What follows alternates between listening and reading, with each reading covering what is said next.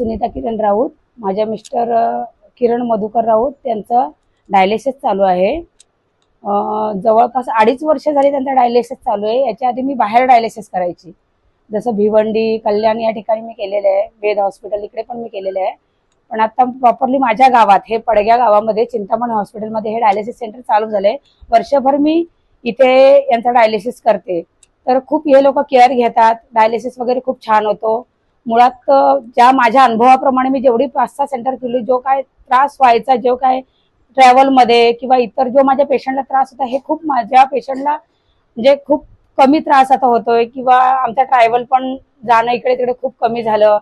चांगलं आहे, म्हणजे खूप पेशंट पण स्वतःला चांगलं फील करतोय की आपल्याला त्रास काही होत नाही म्हणून. आणि डॉक्टरांची टीम वगैरे चांगलं आम्हाला प्रोटेक्ट करतात.